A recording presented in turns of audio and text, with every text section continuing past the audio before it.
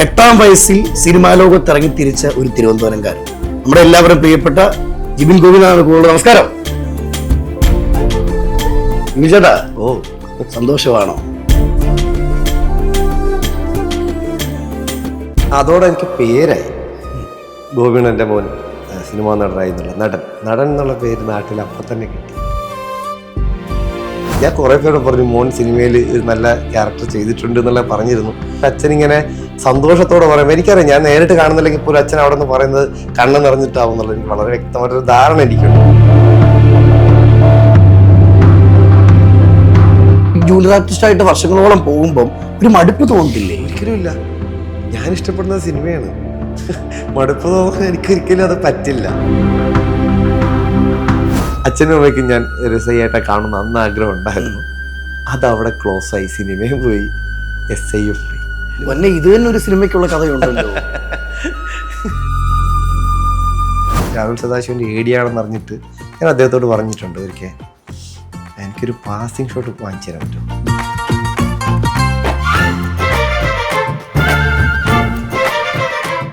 ആ ആഗ്രഹം ആക്ച്വലി ഇപ്പോൾ വരുമ്പോൾ ഇങ്ങനെയാണ് എനിക്ക് കിട്ടിയത്. എന്നെ ഒരു സീനിൽ നിർത്തുന്നതിന് പകരം ഒരു സിനിമ മൊത്തം പുള്ളി നിർത്തി. ഒരു പൂ ചോദിച്ചപ്പോൾ പൂക്കാലം തന്നു.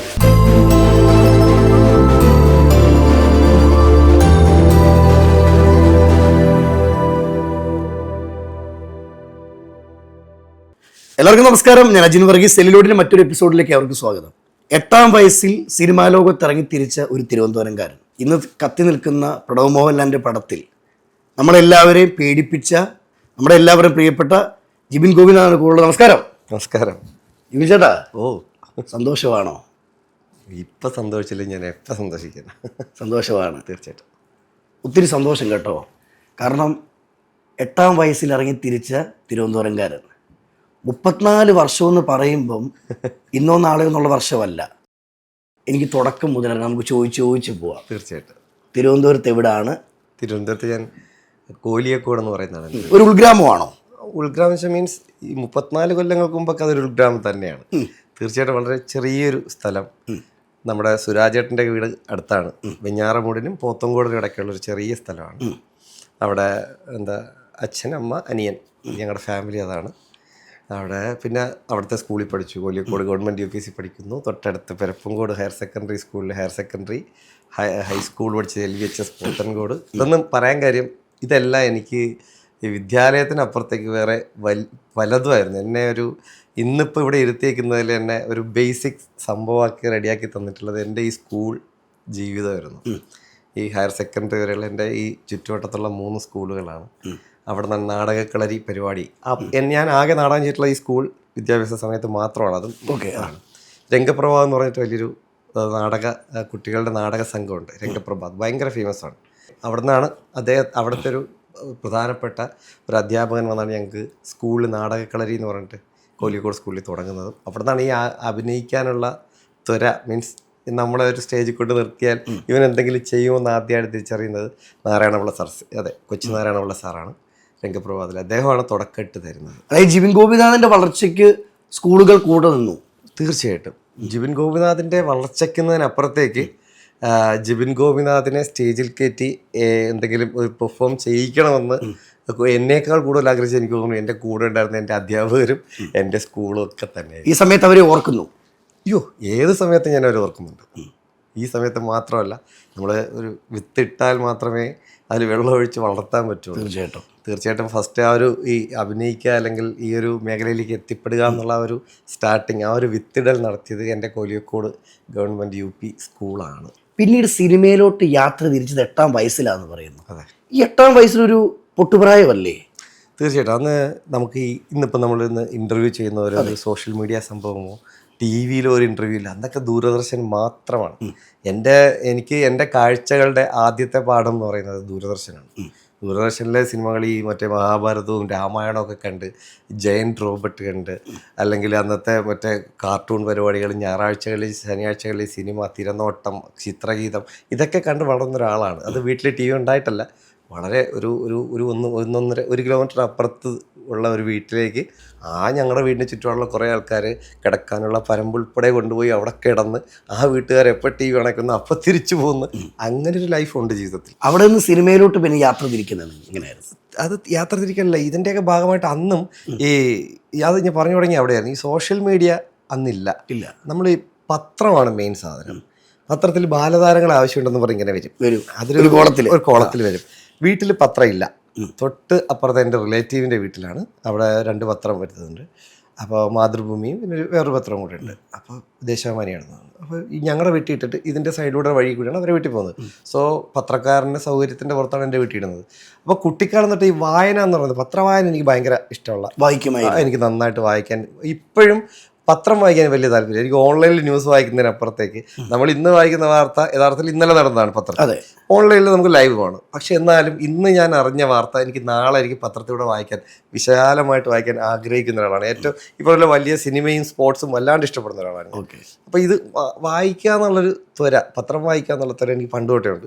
ഇങ്ങനെ വരുമ്പോഴത്തേക്ക് ഈ ബാലതാരങ്ങളെ ആവശ്യമുണ്ടെന്ന് കണ്ടു കഴിഞ്ഞാൽ, ചെറിയ പ്രായമാണേ നമുക്ക് ഇവരെങ്ങനെ കോണ്ടാക്ട് ചെയ്യുന്നുള്ള സാധനം ഞാൻ ഇവിടെ അങ്ങ് വിട്ടു വെളുപ്പിനെ തന്നെ വെട്ടി വയ്ക്കും. ഈ ബാലതാരങ്ങളുടെ ആവശ്യമുള്ളപ്പം തൊട്ട് ബാക്കിൽ വാർത്ത ഉണ്ടോ എന്നുള്ളത് എനിക്കറിയേണ്ട ആവശ്യമില്ല. എനിക്ക് ഫ്രണ്ടിലെ ബാലതാരങ്ങൾ ആവശ്യമുണ്ട് മാത്രം മതി. പിന്നെ ഇഷ്ടമുള്ള സിനിമാ നടന്മാരുടെ പത്രം ഇന്ന് മുതൽ മറ്റേ ഇന്ന പടം, മിന്നാരം. എൻ്റെ ഓർമ്മയിൽ മിന്നാരം തന്നെ കിടക്കുന്നതിന് കാര്യം, അന്ന് മിന്നാരത്തിൻ്റെ കൂടെ ഈ പിള്ളേർക്കൊക്കെ മറ്റേ ഈ വഴി കണ്ടുപിടിക്കാന്ന് പറഞ്ഞൊരു സാധനമൊക്കെ ഉണ്ടായിരുന്നു ആ പത്രത്തിൽ വന്ന.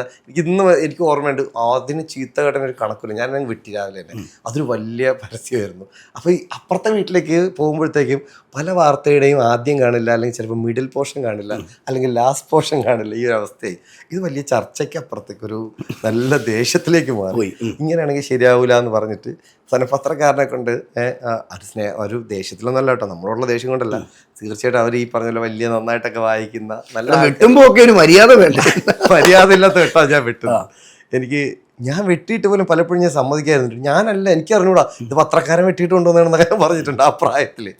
അങ്ങനെ നമ്മൾ കണ്ട് ഇതുപോലെ ഒരു ബാലതാരങ്ങളെ ആവശ്യമുണ്ടെന്ന് കണ്ടിട്ട് എൻ്റെ ആവശ്യപ്രകാരം അച്ഛൻ എന്നെ ഒരിടത്ത് കൊണ്ടുപോയതും അന്ന് ഞാൻ 3ാം ക്ലാസ്സിൽ പഠിക്കുന്ന ടൈമിലാണ്. അപ്പോൾ അത് അവിടെ ചെല്ലുമ്പോൾ ഏകദേശം 600ഓളം പിള്ളേർ, കേരളത്തിൻ്റെ അങ്ങോളം പിള്ളേരുകളെ ഇങ്ങനെ ഞാൻ അപ്പോൾ ആലോചിച്ചു, ആ കാലഘട്ടത്തിൽ ഇത്രയും പിള്ളേരെ കൊണ്ടുവന്നേക്കാണ്. അപ്പം സിനിമ എന്നുള്ള ആൾക്കാരിൽ ഉണ്ടാക്കുന്നത് ഇപ്പോഴും മാത്രമല്ല അന്നും ഉണ്ട്. അന്ന് തന്നെ സെലക്ട് ചെയ്തു. വൈകുന്നേരം വരെ സ്റ്റുഡിയോയിൽ ഓരോ കാര്യങ്ങളൊക്കെ ചെയ്യിച്ച് സെലക്ട് ചെയ്ത് 30 ദിവസത്തെ ലീവ്, 1 മാസത്തെ ലീവ് എടുക്കണമെന്ന് പറഞ്ഞു, ഡേറ്റ് അറിയിക്കാമെന്നൊക്കെ പറഞ്ഞു. അപ്പോൾ അച്ഛൻ അന്ന് പറഞ്ഞു, ഒരു കാര്യമുണ്ട്, നമുക്കിതൊരു എല്ലാ ഷൂട്ട് തുടങ്ങുന്നതിൻ്റെ അന്ന് വെച്ചിട്ട് വീട്ടുകാരുടെയൊക്കെ പറഞ്ഞാൽ മതി, ആരുടെയും പറയരുത്, വേറെ ആരെയും അറിയരുതെന്ന് പറഞ്ഞു. പക്ഷെ സ്കൂളിൽ അറിയിച്ചിരുന്നു ഇങ്ങനെ ഒരു ആവശ്യമുണ്ട്, 1 മാസത്തെ ലീവ് വേണ്ടി വരുന്ന പറഞ്ഞു. അവർ ഭയങ്കര സപ്പോർട്ടാണ്. കാരണം നമ്മൾ ഈ നാടകം എന്നൊക്കെ പറഞ്ഞാൽ അവിടെ നിൽക്കുകയല്ലേ. അപ്പോൾ വലിയ കാര്യമായിട്ടൊക്കെ സമ്മതിച്ചു. പക്ഷേ എൻ്റെ ഈ ചെറിയ പ്രായത്തിലുള്ള നമ്മുടെ ഒരു സംഭവം ഉണ്ടല്ലോ, അടുത്തുള്ള ആൾക്കാരൊക്കെ പറയാം ഞാൻ സിനിമയിൽ അഭിനയിക്കാൻ പോകണം എന്നുള്ള, ഞാനത് പറഞ്ഞ് നാട്ടുമ്പുറമാണല്ലോ, ഇത് അറിയാൻ ലോകം മൊത്തം അറിയാൻ അധികം സമയം വേണമല്ലോ, അത് പോയി ഇങ്ങനെ അങ്ങ് എത്തി. നാട്ടുകാർ മൊത്തം പറഞ്ഞു ഗോപിയണ്ണൻ്റെ മോൻ്റെ സിനിമയിൽ അഭിനയിക്കാൻ പോവാണെന്നുള്ള ആ ലെവലിലേക്ക് കഥകളൊക്കെ പോയി. പക്ഷെ ആ സിനിമ നടന്നില്ല. ഇത്രയും കാലമായിട്ട് അച്ഛൻ അന്വേഷിച്ച് ചെന്നപ്പോൾ അച്ഛൻ പറഞ്ഞു, എടാ അത് വേറെന്തോ പ്രശ്നമാണ്. പിന്നെ ഞാൻ അറിഞ്ഞു അത് എന്തോ പ്രൊഡ്യൂസറും ഡയറക്ടറും തമ്മിൽ എന്തോ ചെറിയ ഇഷ്യൂ നടന്നില്ല, പടം ഔട്ടായി എന്നുള്ളത്. എനിക്ക് അറിയാൻ ഇനി ആരുമില്ല. പക്ഷേ അതോടെ എനിക്ക് പേരായി, ഗോപിയണ്ണൻ്റെ മോൻ സിനിമാ നടനായി എന്നുള്ള നടൻ എന്നുള്ള പേര് നാട്ടിൽ അപ്പം തന്നെ കിട്ടി. അതൊരിക്കലും മോശമായിട്ടല്ല, ഓൾറെഡി എല്ലാവരും പറഞ്ഞു. പിന്നെ ഒരു പേര് പോലും കിടക്കട്ടെ എന്നുള്ളതിൽ ഒരു നടൻ എന്നുള്ള നിലയ്ക്ക് ഒരു ലേബലങ്ങ് വീഴും. അപ്പോൾ ഉള്ളിലൊരു വിഷമമില്ലായിരുന്നു? തീർച്ചയായിട്ടും നമ്മൾ ആ ചെറിയ പ്രായത്തിൻ്റെതായിട്ടുള്ളൊരു വിഷമമുണ്ടല്ലോ, അത് നടക്കാതെ പോയതിൽ. പക്ഷേ എന്നെ കളിയാക്കിയാണെങ്കിലും പോസിറ്റീവായിട്ടാണെങ്കിലും നടനെന്ന് വിളിക്കണതിൽ ഒരു സന്തോഷം ഞാൻ കണ്ടെത്തിയിട്ടുണ്ട്. അത് ഞാൻ എന്തെങ്കിലും നടിച്ചിട്ടെന്നല്ല, പക്ഷെ അത് കേൾക്കുമ്പോൾ അല്ലെങ്കിൽ അതിൻ്റെ നമ്മൾ ആ ഒരു ആഗ്രഹം ഉള്ളിൽ കിടക്കുമ്പോൾ, അത്രയും ചെറിയ പ്രായമല്ലേ, പക്ഷെ നടക്കാതെ പോയതിൽ ഞാൻ വല്ലാണ്ടൊന്ന് വീണു പോയിട്ടുണ്ട്. ആ സമയത്ത് എനിക്കതിപ്പോഴും അറിയാം, ആ സങ്കടം എനിക്ക് വലുതായിരുന്നു. അത് അച്ഛന് ഭയങ്കരമായിട്ട്, അച്ഛൻ തന്നെ കൊണ്ടുപോയിട്ട് അത് നടന്നില്ല എന്നപ്പോൾ എൻ്റെ അച്ഛന് ഭയങ്കരമായിട്ട് സങ്കടപ്പെടുന്നുണ്ടായിരുന്നു. ഞാൻ അച്ഛൻ ഇന്നലെ രാത്രി എന്നെ വിളിച്ചിട്ട്, അച്ഛന് ഒരു ഷോപ്പിലാണ് ഇപ്പം, എപ്പോഴും ഞങ്ങൾക്കൊരു ഷോപ്പുണ്ട്, ഉണ്ടായിരുന്നു, ഇപ്പം ഇല്ല, ഇപ്പോൾ ഒരു വലിയ ഷോപ്പ് അച്ഛൻ മാനേജ് ചെയ്യുന്നുണ്ട്. അച്ഛൻ ഈ പറഞ്ഞ പോലെ പണ്ട് കടയൊക്കെ നടത്തി വലിയൊരു കടക്കാരനായിട്ട് മാറി. മീൻസ് കടക്കാരനായിട്ടാണ് മാറിയത്. മീൻസ് വലിയൊരു ഷോപ്പ് ഓണറിന് പകരമായിട്ട് 10-30 കൊല്ലം അച്ഛൻ ഷോപ്പൊക്കെ നടത്തിയതാണ്. സ്വന്തമായിട്ട് ഷോപ്പുണ്ടായിരുന്നു, സ്വന്തമായിട്ട് സ്വന്തം സ്ഥലത്ത് കോഴിക്കോട് ജംഗ്ഷനിലൊക്കെ ഷോപ്പ് ഉണ്ടായിരുന്നു. അവസാനം അത് വിറ്റ് അവിടെ നിന്ന് മാറേണ്ടി വന്നൊരു കടങ്ങൾ കയറി വലിയൊരു കടക്കാരനായിട്ട് പറയും. അച്ഛന് കൊടുക്കാനേ അറിയോ, തിരിച്ച് വാങ്ങിക്കാറില്ല. അങ്ങനെ ഒരു മനുഷ്യൻ പാവം സാധുവാണ്. അപ്പം അങ്ങനെ എന്നിട്ടും 30 കൊല്ലം അച്ഛനവിടെ നല്ല രീതിയിലൊരു ഷോപ്പ് നടത്തിയിരുന്നു. ഈ അങ്ങനെയൊക്കെ ഒരു ജീവിതമാണ് അതൊരു. പക്ഷെ ആ അച്ഛൻ ഇന്നലെ രാത്രി എന്നെ വിളിച്ചിട്ട് മക്കളെ ഇങ്ങനെ എടാ എല്ലാവരും വന്ന് കടയിൽ വന്ന്, ഞാൻ കുറേ പേരോട് പറഞ്ഞു മോൻ സിനിമയിൽ ഒരു നല്ല ക്യാരക്ടർ ചെയ്തിട്ടുണ്ട് എന്നുള്ള പറഞ്ഞിരുന്നു. ഇപ്പം കണ്ടിട്ട് അവർ തന്നെ പലരെയും വിളിച്ചുകൊണ്ട് പോയിട്ട് എടാ ഇവിടെ വന്ന് എന്നെ വന്ന് കെട്ടിപ്പിടിച്ചു, ഭയങ്കര നന്നായിട്ടുണ്ടെന്നൊക്കെ പറഞ്ഞ് അച്ഛനിങ്ങനെ സന്തോഷത്തോടെ പറയുമ്പോൾ എനിക്കറിയാം, ഞാൻ നേരിട്ട് കാണുന്നില്ലെങ്കിൽ പോലും അച്ഛൻ അവിടെ നിന്ന് പറയുന്നത് കണ്ണ് നിറഞ്ഞിട്ടാവും എന്നുള്ളത് എനിക്ക് വളരെ വ്യക്തമായിട്ടൊരു ധാരണ എനിക്കുണ്ട്. ആ പറയുന്നതിലെ ഒരു അച്ഛൻ അനുഭവിക്കുന്ന ആ ഒരു സുഖം അച്ഛൻ്റെ ജീവിതത്തിൽ എനിക്ക് തോന്നുന്നു ആ മാനസികമായിട്ട് അച്ഛന് ഏറ്റവും കൂടുതൽ സന്തോഷം ഞാൻ കൊടുത്ത മൊമെന്റ്സ് ആയിരിക്കണം ഇപ്പം നടക്കുന്നത്. അതെനിക്ക് ഭയങ്കര ഒരു ഞാനെന്നുള്ള വ്യക്തിക്ക് ഭയങ്കര പ്രൗഡ് എനിക്ക് സ്വയം തോന്നിയതാണ്.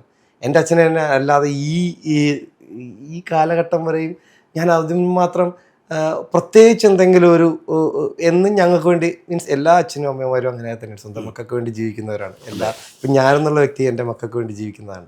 ഇനി എൻ്റെ ജീവിതം അല്ലെങ്കിൽ അവരുടെ ജീവിതം എന്താണെന്ന് മാത്രമേ ഞാൻ ഓരോ മൊമെൻറ്റിലും ചിന്തിക്കാറുള്ളൂ. ഇപ്പോൾ ഈ കാലഘട്ടത്തിൽ എൻ്റെ ഇത്രയും അച്ഛൻ ഇപ്പോൾ ഇത്ര പ്രായമായിട്ടുണ്ട്. അച്ഛൻ്റെ ഈ പ്രായത്തിൽ അച്ഛൻ വളരെ സന്തോഷത്തോടെ ആ പറയുന്നത് കേൾക്കുമ്പോൾ എനിക്കുണ്ടാകുന്ന ഒരു പ്രൗഡ് വേറെ എവിടെയും വേണ്ട. എൻ്റെ വീട്ടിലെ എൻ്റെ അച്ഛനമ്മ അവരനുഭവിക്കുന്ന ഒരു സന്തോഷം എന്ന് പറയുന്നത് എനിക്കത് പറഞ്ഞു തരാനൊന്നും അറിയില്ലത്. പക്ഷെ എനിക്കറിയാം ഇന്നലെ അച്ഛൻ ആ വിളിച്ചപ്പോഴത്തേക്കും ഞാൻ ആദ്യമായിട്ടാണ് ഒരു സിനിമ ഇറങ്ങുന്നതിന് മുന്നേ ഞാൻ പല വേഷങ്ങളും മോശം മീൻസ് വലിയ ക്യാരക്ടറുകൾ ചെയ്തിട്ടുള്ളതും ചെറുതായിട്ടുള്ളൊക്കെ വേറെയും ഉണ്ടായിട്ടുണ്ട്. പക്ഷെ ഈ സിനിമ ഇറങ്ങുന്നതിൻ്റെ തലേ ദിവസം ഞാൻ അച്ഛനെ വിളിച്ചെന്ന് വെച്ചാൽ എൻ്റെ സിനിമ ഇറങ്ങുകയാണ്, അമ്മയോടും വിളിച്ചിരുന്നു. എൻ്റെ ഏറ്റവും അടുത്ത ആൾക്കാരോട് ഞാൻ നേരത്തെ ഒരു ദിവസം മുന്നേ പറഞ്ഞു, ഇത് ഞാൻ അഭിമാനത്തോടെയാണ് ഞാൻ പറയുന്ന സിനിമയാണ്, എല്ലാവരും പോയി കാണണമെന്ന് പറഞ്ഞ് എൻ്റെ ഏറ്റവും അടുത്ത ആൾക്കാരോട് വിളിച്ചു പറഞ്ഞിരുന്നു.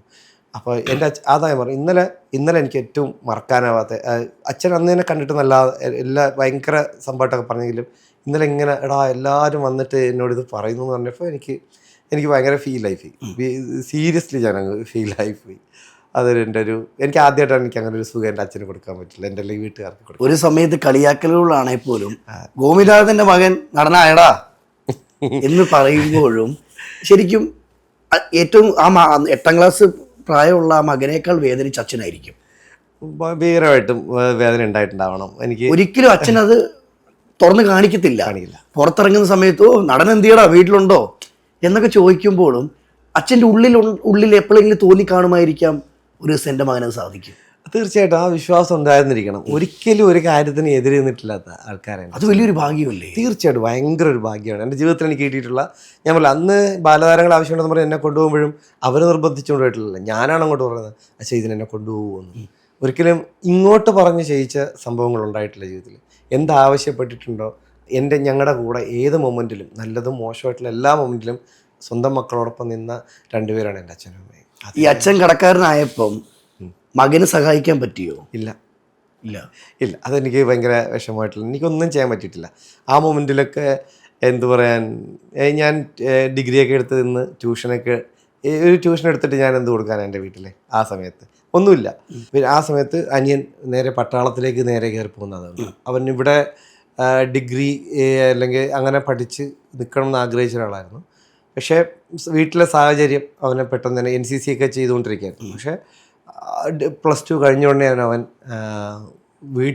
വീട് മുന്നോട്ട് പോകാനായിട്ട് അവൻ അങ്ങനെ ഒരു ജോലിക്കായിട്ട് തുറന്ന് ഞാൻ പറയാം, എനിക്കൊട്ടും അന്ന് സഹിക്കാൻ പറ്റുന്ന കാര്യമൊന്നുമില്ല അവനെ. കാര്യം ഞാനാണ് മൂത്തത്. ഞാൻ ഒരു 5 വയസ്സ് മൂത്ത എനിക്ക് ആ വീടിന് വേണ്ടി ഒന്നും ചെയ്യാൻ പറ്റുമായിരുന്നില്ല. പക്ഷെ അവൻ ഒറ്റ വാശിയായിരുന്നു എനിക്ക് ആർമിയിൽ പോകണം. അത് അവന് മുന്നോട്ട് പഠിക്കാൻ പറ്റാത്തതുകൊണ്ടായിരുന്നില്ല, സീരിയസ്ലി അവന് വീട് മുന്നോട്ട് പോകണം എന്നുള്ള വീട്ടുകാരെ എനിക്ക് ഭയങ്കര സങ്കടം വന്നിട്ടുണ്ട്. അപ്പോൾ അവൻ അങ്ങനെ പോയി. ഞാൻ ട്യൂഷനൊക്കെ എടുത്ത് നടക്കുന്ന സമയത്തൊക്കെയാണ് എനിക്ക് എൻ്റെ ഈ ജോലിയും കിട്ടുന്നത്. അപ്പോൾ പിന്നെ ആ സമയത്തൊന്നും സത്യം പറഞ്ഞാൽ സിനിമയിൽ നമ്മൾ ആഗ്രഹിക്കുക എന്നുള്ളത് പോലും ഭയങ്കര പ്രശ്നമായിരുന്നു. ആ മൊമെൻറ്റൊക്കെ കവർ ചെയ്ത് പോയത് എങ്ങനെയെന്ന് എനിക്കറിയില്ല. കാര്യം അന്ന് ആഗ്രഹിക്കാൻ മനസ്സിൽ വെച്ചുകൊണ്ട് നടക്കാന്നുള്ളൂ. ഒരാളിനോട് പോയിട്ട് എനിക്ക് സിനിമ ചെയ്യണമെന്ന് പറയാനുള്ള എനിക്കില്ല, കോണ്ടാക്ട്സ് ഇല്ല.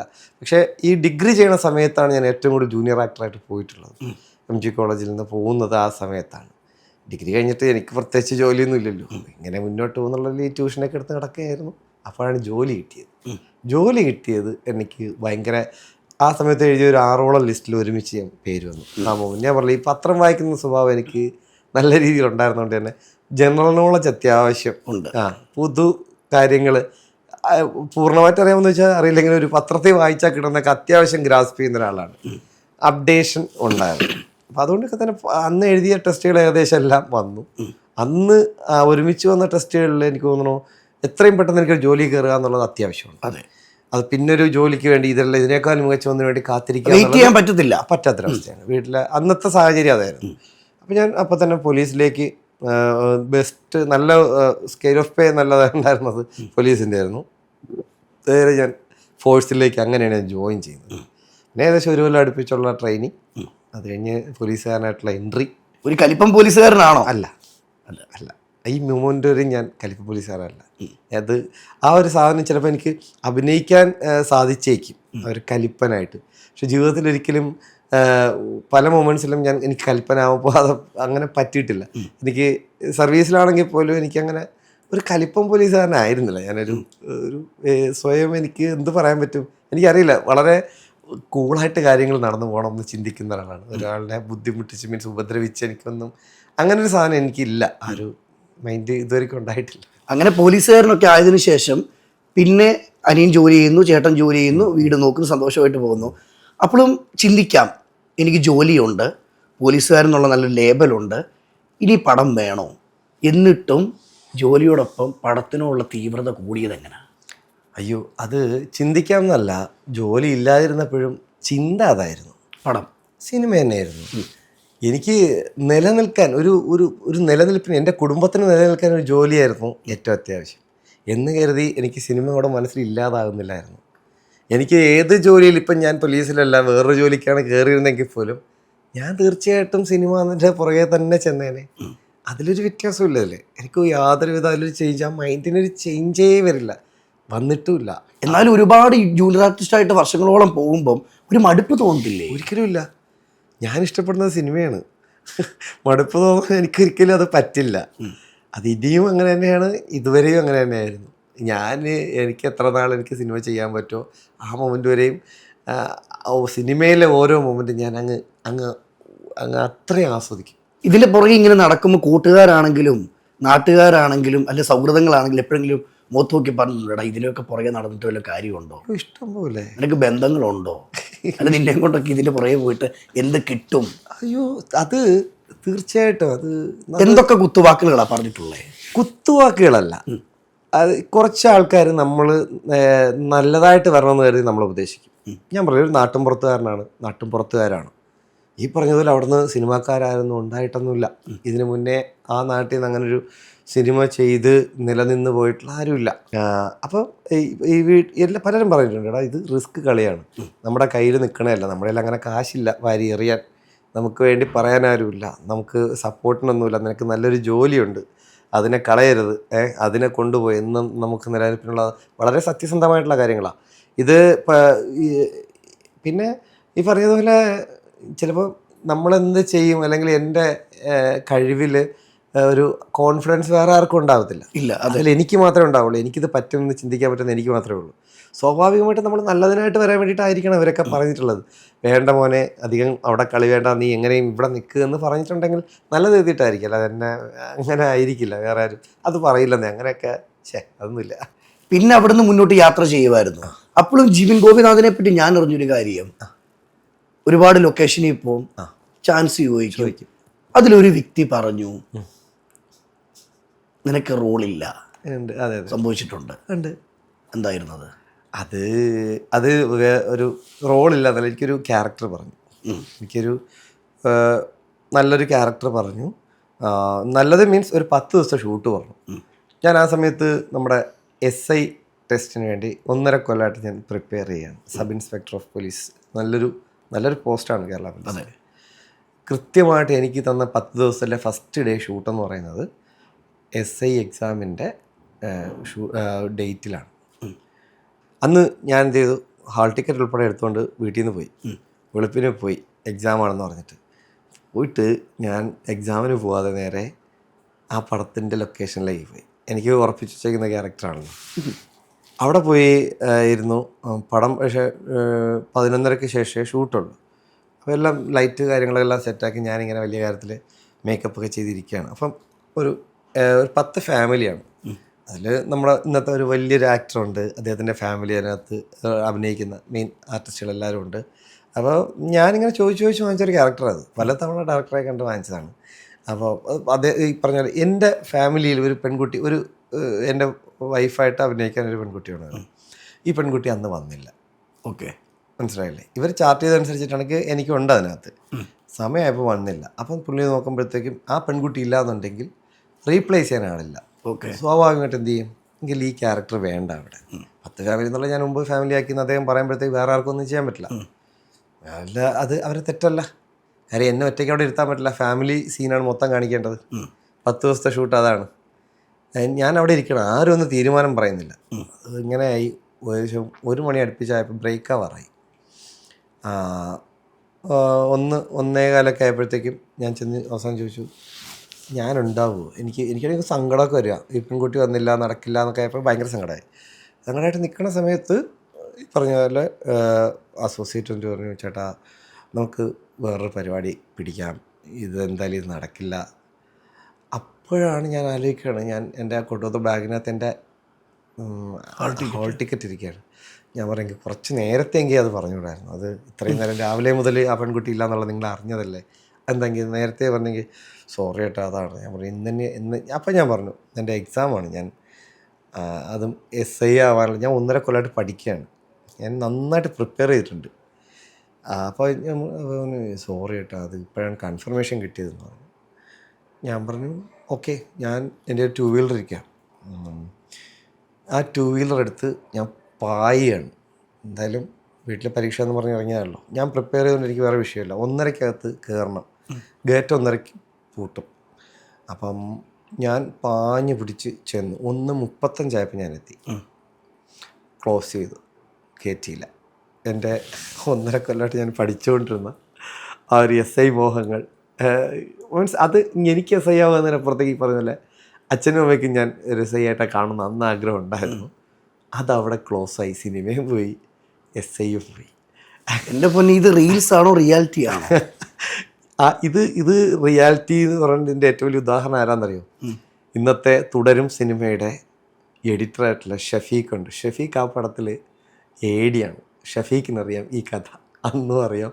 ഇന്നലെ ഞങ്ങൾ DSRയുടെ പ്രിവ്യൂവിനും അവനോടുണ്ട്. അവന്ന് കെട്ടിപ്പിടിച്ചിട്ട് മറ്റാരേക്കാളും എനിക്കറിയാവുന്നത് ചേട്ടനല്ലേ, എനിക്ക് ഇമാതിരി ഒരു സന്തോഷം എനിക്ക് വേറൊന്നും ഇല്ല കേട്ടോ, നിങ്ങളെ ഇങ്ങനെ കണ്ടതല്ല ഏറ്റവും അധികം സന്തോഷം അനുഭവിക്കുന്ന ഒരാൾ ഞാനാണെന്ന് പറഞ്ഞ് ഷഫീഖ് എന്നെ കെട്ടിപ്പിടിക്കും. തുടരും, ഇപ്പം ലാലേട്ടൻ്റെ തുടരിൻ്റെ എഡിറ്റർ അവനാണ്. ഇപ്പം ഇറങ്ങുന്ന പുതിയ പല പടങ്ങളുടെയും മെയിൻ എഡിറ്ററാണ്, തരുൺമൂർത്തിയുടെ മെയിൻ എഡിറ്ററാണ് ആൾ. അപ്പോൾ അവൻ വന്ന് ഇങ്ങനെ കെട്ടിപ്പിടിച്ചിട്ട്, കാര്യം അന്ന് അവനോട് പറഞ്ഞാണ് ഞാൻ അവർ നേരത്തെ ഒന്ന് പറഞ്ഞുകൂടായിരുന്നു വിടാന്ന്. ആ വ്യക്തിയായിരുന്നു അത്. അന്ന് അവനാ അവിടെ AD-ആയിട്ട് അവിടെ നിൽക്കുന്നത്. അടിപൊളി. അന്ന് അവൻ അങ്ങ് സങ്കടപ്പെടുകയാണ്, ചേട്ടാ എന്ത് ചെയ്യാനാണ് എന്നുള്ള പറഞ്ഞിട്ട്. അതാരും പ്രശ്നമല്ല, അത് ആരുടെയും പ്രശ്നമല്ല. ഒരു റീപ്ലേസ് ചെയ്യാൻ ആളില്ലാതായിപ്പോയി. എനിക്കങ്ങനെ അവിടുന്ന് ഞാൻ അങ്ങനെ പാഞ്ഞു പിടിച്ചു വന്നിട്ട് അവിടെയും ഇല്ല ഇവിടെയും ഇല്ല എന്നുള്ളത്. എന്നിട്ട് വീട്ടിൽ വന്നിട്ട് ഞാൻ പറഞ്ഞു എനിക്ക് കിട്ടുമെന്ന് തോന്നുന്നില്ല, എനിക്ക് ഭയങ്കര ബുദ്ധിമുട്ടായിരുന്നു. അപ്പോൾ വീട്ടിൽ പരീക്ഷ എഴുതിയെന്നാണ് വിചാരിച്ചേ? ലിസ്റ്റ് എന്നിട്ട് ലിസ്റ്റ് വന്നപ്പോഴത്തേക്ക് എൻ്റെ പേരില്ല. പക്ഷേ വിശ്വസിച്ചില്ല എൻ്റെ വീട്ടുകാർ. അത് പറഞ്ഞു ഇല്ല, നീ പ്രിപ്പയർ ചെയ്ത് എങ്ങനെയാണെന്നുള്ള അറിയാം. ഇത് എന്നെ നന്നായിട്ട് പ്രിപ്പയർ ചെയ്യിച്ചത് എൻ്റെ ഒരു ചേട്ടനുണ്ട്. ചേട്ടനൊരു കരിയർ ഗൈഡൻസ് ബ്യൂറോ എന്നൊരു സ്ഥാപനമൊക്കെ ഉണ്ട്. പുള്ളിക്ക് ഭയങ്കര വിശ്വാസമായിരുന്നു. ഞാൻ തുളസി എന്ന് അദ്ദേഹത്തിൻ്റെ പേര്. അപ്പോൾ എന്നെ 10ാം ക്ലാസ് മുതൽ എൻ്റെ ഇംഗ്ലീഷൊക്കെ നന്നായിട്ട് പറഞ്ഞു തരുന്ന അദ്ദേഹമാണ്. അതിനുശേഷം ഈ PSCക്ക് വേണ്ടി പ്രിപ്പയർ ചെയ്തിരുന്നത് അദ്ദേഹമാണ്. അദ്ദേഹം ഈ സ്ഥാപനം തുടങ്ങുന്നതിന് മുമ്പ് രാത്രി 1:30 വരെ എന്നും രാത്രി PSC പഠനമൊക്കെ ഇട്ടിരുന്ന അദ്ദേഹമാണ്. അപ്പോൾ അദ്ദേഹത്തിന് ഭയങ്കര ഉറപ്പായിരുന്നു, ഈ തുളസി ചേട്ടന് ഭയങ്കര ഉറപ്പായിരുന്നു എനിക്ക് ഏറ്റവും മുകളിലത്തെ റാങ്കുകളിലൊന്നും എനിക്ക് കിട്ടും എന്നുള്ളത് ധരിച്ചിരുന്നതാണ്. എൻ്റെ വീട്ടുകാർക്ക് അതുകൊണ്ട് തന്നെ അദ്ദേഹം ഉൾപ്പെടെ അവർ പറഞ്ഞത് അവൻ ഉറപ്പായി പ്രാവശ്യം അവന് കിട്ടും എന്ന് പറഞ്ഞിരുന്നതാണ്. പക്ഷെ അവിടെ നിന്ന് കിട്ടിയില്ല എന്നുള്ളത് ഒരിക്കലും ഞാൻ വിശ്വസിച്ചില്ല, ആരും വിശ്വസിച്ചില്ല. ഇല്ല, ഒന്നുകിൽ നീ പരീക്ഷ എഴുതിയിട്ടില്ല. പക്ഷെ എനിക്ക് അവിടെ കള്ളം പറയുകയും നിവർത്തിയിട്ടുണ്ടായിരുന്നുള്ളൂ. എഴുതി, പക്ഷെ എന്തൊക്കെയോ തെറ്റിപ്പോയി എന്നൊക്കെ പറഞ്ഞ് ഞാൻ ഒഴിയുകയുണ്ടായി. ഇങ്ങനെയും കുറച്ച് സംഭവങ്ങൾ. ഏറ്റവും കൂടുതൽ എനിക്കൊന്ന് ക്യാരക്ടർ ചെയ്ത പോലീസ് വേഷങ്ങളല്ലേ?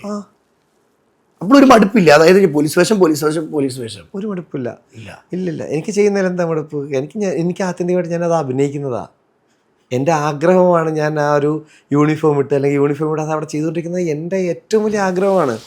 അതിലെന്താ മടുപ്പ്? ഞാൻ പറയില്ലേ, സിനിമ എനിക്കൊരിക്കലും ഒരു മൊമെൻറ്റിൽ പോലും മടുപ്പില്ല. ഏത് മൊമെൻറ്റിലും, അത് പോലീസായാലും കള്ളനായാലും ഓട്ടോറിക്ഷക്കാരനായാലും അല്ലെങ്കിൽ വേറെ എന്തായാലും സിനിമയുടെ ഭാഗമായിട്ട് നിൽക്കുക എന്നുള്ളത് മാത്രമേ ഞാൻ ചിന്തിക്കുന്നുള്ളൂ. അതിനപ്പുറത്തേക്ക് ഒരു ക്യാരക്ടറും എനിക്ക് മടുപ്പില്ല. പക്ഷേ പോലീസ് അല്ലാത്ത വേഷങ്ങൾ തരാൻ ധൈര്യപ്പെടുന്നില്ലേ ഡയറക്ടേഴ്സ്? ഈ പോലീസ് മാത്രമേ ചെയ്യുള്ളൂ എന്ന് കരുതിയിരുന്നെങ്കിൽ, ഈ പറയുന്ന രാഹുൽ സദാശിവൻ അങ്ങനെയാണ് ചിന്തിച്ചിരുന്നെങ്കിൽ ഞാൻ ഈ പടത്തിലില്ല. ഇല്ല. അപ്പോഴും ചിന്തിക്കുക, ഈ രാഹുൽ സദാശിവന് തോന്നാൻ കാരണം എന്തുവാ? ജിബിൻ ഗോപിനാഥിന് ഈ കഥാപാത്രം കൊടുത്താൽ ഭദ്രമായി കഥാപാത്രത്തെ കൊണ്ടുപോകാൻ കഴിവുള്ളവനാണ് ജിബിൻ ഗോപിനാഥ്.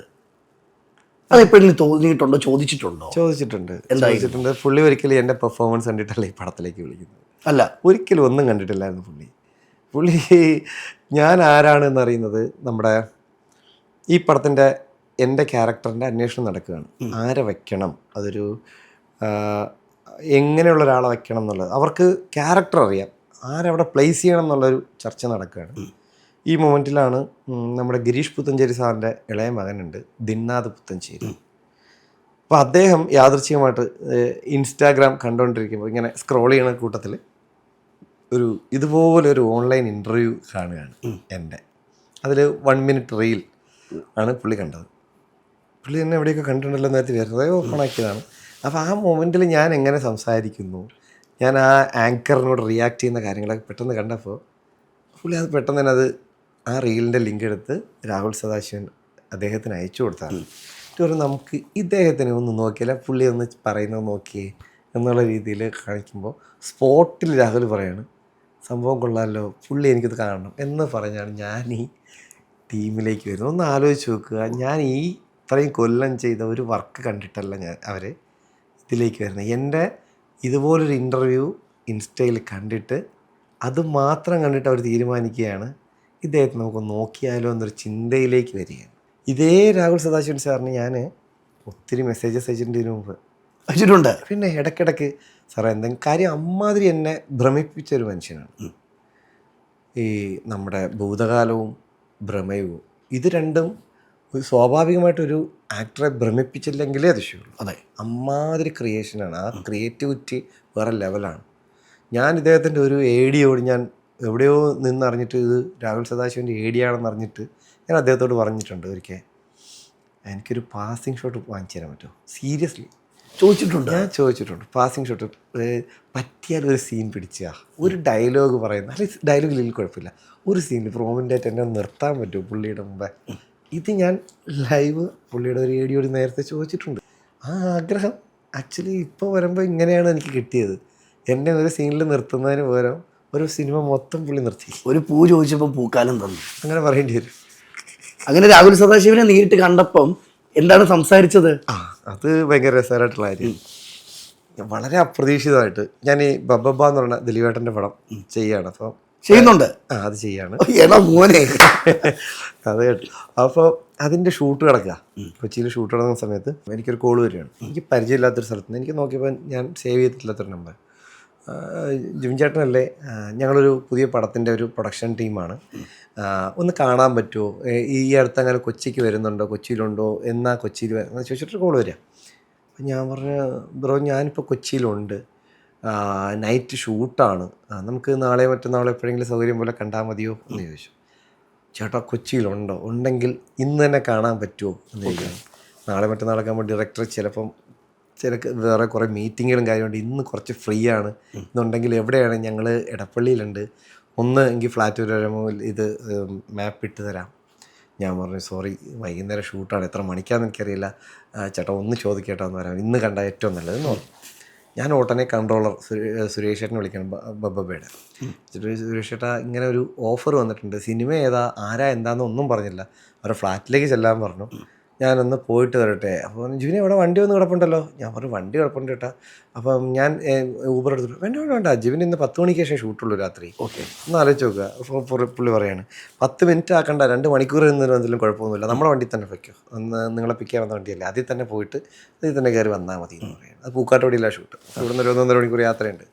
അപ്പോൾ ഞാൻ പറഞ്ഞു സന്തോഷം ചേട്ടാ എന്ന് പറഞ്ഞു. ഇവർ പറഞ്ഞു, ഞാൻ ചോദിച്ചപ്പോൾ പറഞ്ഞു അല്ല ചേട്ടാ അത് വരുമ്പോൾ കാണാം, അവിടെ കാണാം എന്നൊക്കെ പറഞ്ഞ് ഞാൻ അവിടെ ചെല്ലാം. ചെല്ലുന്നു. അവിടെ ചെല്ലുമ്പോൾ അവിടുന്ന് ഈ പറഞ്ഞ പോലെ എന്നെ വിളിച്ച് മുകളിലത്തെ ഫ്ലാറ്റിൽ കൊണ്ടുപോകുന്നു. കാര്യം പറഞ്ഞപ്പോഴത്തേന് അദ്ദേഹം ഫോണിലാണ് അകത്ത് എന്ന് പറഞ്ഞു. അപ്പോൾ എനിക്ക് പരിചയമില്ലാത്ത കുറേ ആൾക്കാർ അവിടെ ഉണ്ട്. എനിക്ക് ആരെയും അവിടെ പരിചയമില്ല. ഞാൻ ചെല്ലുമ്പോൾ ഇങ്ങനെ ഇതുപോലെ ഇങ്ങനെ ഇരിക്കുമ്പോഴത്തേക്കും ഇങ്ങനെ പറഞ്ഞിരിക്കും അതേ വരുന്നു പറഞ്ഞു. അപ്പം ഞാനിങ്ങനെ നമുക്ക് ധാരാണെന്ന് അറിയണമല്ലോ, പുതിയ ഏതെങ്കിലും ഡയറക്ടർ ആയിരിക്കും. ഇങ്ങനെ തിരിഞ്ഞിങ്ങനെ നോക്കുമ്പോൾ രാഹുൽ സദാശിവനാ. അപ്പം നമുക്കറിയാലോ പുള്ളിയെ. ഇപ്പം ഈ പറഞ്ഞ പോലെ നമുക്ക് ഇവരെല്ലാം നമ്മൾ അപ്ഡേറ്റ് ചെയ്ത് നടക്കണ പുള്ളിയെ നമുക്ക് കാണുമ്പോൾ തന്നെ അറിയാലോ. ഒന്നുമില്ല, നമ്മൾ കുത്തിയിരുന്ന് മെസ്സേജ് ഞാൻ എൻ്റെ കിളിയൊക്കെ പറയും. എനിക്ക് പിന്നെ സിനിമയിൽ എടുത്തില്ലെങ്കിലും കുഴപ്പമില്ല, പുള്ളിയുടെ ഫ്ലാറ്റിൽ ഞാൻ ചെന്നിരിക്കുന്നു, പുള്ളിയോട് ഞാൻ സംസാരിക്കാൻ പോകുന്നുള്ള ഒരു എക്സൈറ്റ്മെൻറ്റിൽ ആയിരിക്കാം. എന്താ പറഞ്ഞു, എൻ്റെ പടം ഇങ്ങനെ പ്രണവാണ് നായകൻ. എൻ്റെ ഇപ്പോൾ അതിൽ ജുനൂറയ്ക്ക് വേണ്ടി ഒരു സാധനം ഞാൻ നോക്കുന്നുണ്ട്. പക്ഷേ പ്രശ്നം വേറൊന്നുമല്ല, ക്യാരക്ടറിന് കുറച്ചുകൂടെ ഏജ് ഞാൻ വിചാരിക്കുന്നുണ്ട്. അപ്പം ഞാൻ പറഞ്ഞു കുഴപ്പമില്ല, എന്ത് മേക്കപ്പ് വേണോ ചെയ്യാം, ഇത്തിരി താടിയും നമ്മൾക്ക് ഒത്തിരി നരപ്പിച്ചാൽ മതി, ഞാൻ നല്ല അടിപൊളിയായിട്ട് നല്ല അപ്പനായിട്ടൊക്കെ അഭിനയിച്ചിട്ടുണ്ട് അപ്പോൾ പുള്ളി പറഞ്ഞു എനിക്കത് താല്പര്യമില്ല, ഒരാളിനെ ഇങ്ങനെ ഗിമ്മിക്ക് കാണിച്ച് അഭിനയിപ്പിക്കാൻ എനിക്ക് വലിയ താല്പര്യമില്ല, റിയാലിറ്റിയുടെ ഒരു ആണ് സംഭവം ഞാൻ നോക്കുന്നത്. അപ്പം ഞാൻ പറഞ്ഞു ആണോ ഷോ, അപ്പം എന്തെങ്കിലും ചെയ്യാൻ പറ്റുമോ എന്ന് ചോദിച്ചു. അപ്പോൾ പുള്ളി എന്നോട് പറഞ്ഞൊരു മറുപടി ഉണ്ട്, ഞാൻ ഈ ക്യാരക്ടറിനെ ഞാനൊന്ന് നോക്കട്ടെ, സ്ക്രീൻ പ്ലേയിൽ അത് എങ്ങനെയാണ് ഇതിനെ സെറ്റാക്കാൻ പറ്റുന്നത് നോക്കട്ടെ. ചോദിച്ചു താടി വളർത്താമോ എന്ന് ചോദിച്ചു. കുറച്ച് താടി വളർത്തണം. ഞാൻ പറഞ്ഞു ചെയ്യാം. പിന്നെ ഈ പറഞ്ഞ ഒരു 3 മാസം അങ്ങനെയാണെങ്കിൽ വേറെ പടം പിടിക്കരുത്. ഓക്കെ, എന്തൊക്കെ നമുക്ക് അതിനിടയ്ക്ക് എപ്പോഴാണോ ഷൂട്ട് നടന്നേക്കാം. ഇതൊക്കെ പറഞ്ഞിട്ട് ഇറങ്ങാൻ നേരത്ത് പുള്ളി എന്നോട് പറഞ്ഞതാണ് എന്നെ ഞെട്ടിച്ചത്. പക്ഷേ ഇതൊക്കെ പറയുന്നെങ്കിലും എനിക്കൊരു ഉറപ്പില്ല നിങ്ങളെ ഈ പടത്തിൽ വയ്ക്കാൻ പറ്റും എന്നുള്ളത്. ഞാൻ ചോദിക്കുമ്പോൾ താടി വളർത്തണം, ഓക്കെ, വേറെ പടം പിടിക്കരുത്, ഓക്കെ, പടത്തിൽ ഒരു ഉറപ്പുമില്ല. ആ ഒരു സാധനമായി. പിന്നെ ആലോചിച്ചു, രാഹുൽ സദാശിവനല്ലേ പറയുന്നത്, കിട്ടിയില്ലെങ്കിൽ വേണ്ട, ഓക്കെ, പുള്ളി പറഞ്ഞതല്ലേ, നമ്മളോട് പറയുമ്പോൾ നമ്മളത് കേൾക്കണ്ടേ എന്നുള്ള മൈൻഡിൽ ഞാൻ പറഞ്ഞ പക്ക പോസിറ്റീവായിട്ട് തന്നെ ഞാൻ പോവാണ്. അവസാനം കുറേ ദിവസം കഴിഞ്ഞു. ഫെബ്രുവരി 5-ാം തീയതി രാത്രി 11:40 നമുക്കിപ്പോൾ എനിക്ക് വാട്സപ്പിൽ ഇദ്ദേഹത്തിൻ്റെ കോൾ വരിക. കാര്യം അതുവരെയും കൺഫർമേഷൻ ഇല്ല ഞാൻ പടത്തിക്കൊണ്ടില്ല. ഞാൻ സത്യത്തിൽ ഇങ്ങനെ എല്ലാം ഇങ്ങനെ ഇരിക്കാം. പുള്ളി എന്നെ വിളിച്ചിട്ട് ജിംബ്രോ സോറി കേട്ടോ, ലേറ്റ് നൈറ്റ് ആയല്ലോ, ഉറങ്ങിയായിരുന്നോ? ഞാൻ പറഞ്ഞില്ല, ഞാൻ ഇപ്പം മീറ്റിംഗ് കഴിഞ്ഞിട്ട് ഇറങ്ങിയതാട്ടോ, ഞാൻ പ്രൊഡ്യൂസറുമായിട്ട് മീറ്റ് ചെയ്ത് ഇപ്പം 4ാമത്തെ മീറ്റിംഗാണ്. താടി ഉണ്ടോ അതോ എടുത്തോ? ഞാൻ പറഞ്ഞു താടി എടുക്കണോ? അപ്പം ഞാൻ വിചാരിച്ചത് ഇനിയിപ്പം പുള്ളി ഇനി കാത്ത് അധികം ഇരിക്കണ്ട എന്നുള്ള നമുക്ക് പോസിറ്റീവായിട്ട് ആ സമയത്ത് ചിന്ത വരില്ല ഈ പാതിരാത്രി വിളിക്കുമ്പോൾ. അപ്പോൾ എന്നെ പറഞ്ഞു ദയവ് ചെയ്ത് അതിൽ തുടരുതേ, നമ്മൾ ഇന്നാണ് പടത്തിൽ, നമ്മൾ സെറ്റാണ് എന്നൊക്കെ പറഞ്ഞു. ഇങ്ങനെയാണ് ഞാൻ പടത്തിലേക്കുള്ളൊരു എൻട്രി. ഞാൻ ഇതെല്ലാം കഴിഞ്ഞ് പടമൊക്കെ കഴിഞ്ഞിട്ട് ഞാൻ ചോദിച്ചു അദ്ദേഹത്തോട്, ഇപ്പം ചെയ്ത് കഴിഞ്ഞപ്പോൾ മനസ്സിലായി ഈ ക്യാരക്ടറിൻ്റെ വലിപ്പം എന്താണെന്ന് മനസ്സിലായി. ഞാൻ ചോദിച്ചു എൻ്റെ വേറെ പരിപാടികളൊന്നും കണ്ടിട്ടില്ല എന്ന് പറയുന്നു, എങ്ങനെയാണ് രാവിലെ ഒരു ഓഡിഷൻ പോലും നടത്താതെ തന്നെ ഇതിനകത്തേക്ക് വെക്കാൻ ധൈര്യം കാണിച്ചതെന്ന് ചോദിച്ചു. പറഞ്ഞു ഓഡിഷൻ നടത്തിയല്ലോ ഞാൻ പറഞ്ഞില്ല. അപ്പം ഞാൻ പറഞ്ഞു പറ്റിയല്ലേ, ഇത് ഓഡിഷൻ നടത്തിയെന്ന് പറഞ്ഞാണ് ഇരുന്നതെന്ന് ചോദിച്ചു. അപ്പോൾ പറഞ്ഞു അല്ല നടത്തി. ഞാൻ പറഞ്ഞില്ല, നമ്മൾ ഫസ്റ്റ് ഡേ നമ്മൾ കണ്ടില്ലേ, ആദ്യമായിട്ട് നിങ്ങൾ കാണാമെന്ന് പറഞ്ഞില്ലേ? ഞാൻ പറഞ്ഞു ഉണ്ട്. അപ്പോൾ നമ്മൾ ഒരു 15 മിനിറ്റ് സംസാരിച്ചില്ലേ? ഞാൻ സംസാരിച്ചു, അതായിരുന്നു ഓഡിഷൻ. ഞാൻ പറഞ്ഞു അതിന് സീനോ കാര്യമൊന്നും തന്നില്ലല്ലോ. എനിക്ക് സീനല്ലല്ലോ, ഞാൻ പറഞ്ഞ കാര്യങ്ങൾക്ക് നിങ്ങളെങ്ങനെ റിയാക്ട് ചെയ്യുന്നതാണ് ഞാൻ നോക്കിയത്. എൻ്റെ ക്യാരക്ടറിൻ്റെ ഒരു സ്വഭാവം നിങ്ങൾക്ക് എനിക്ക് നിങ്ങളെ റിയാക്ഷൻസ് വെച്ചിട്ട്, ഈ സിനിമ റിയാക്ഷൻ ഭയങ്കര ഇമ്പോർട്ടൻസ് ഉള്ളതാണ്. അതെ, ഒരാളൊരു കാര്യം പറയുമ്പോൾ നിങ്ങൾക്കുണ്ടാകുന്ന റിയാക്ഷൻ എനിക്ക് കിട്ടുന്നുണ്ടെന്നാണ് ഞാൻ നോക്കിയത്. അതിന് നിങ്ങൾ എവിടെയൊക്കെ എന്തൊക്കെ റിയാക്ഷൻ കൊടുത്തു എന്നാണ് ഞാൻ നോക്കിയത്.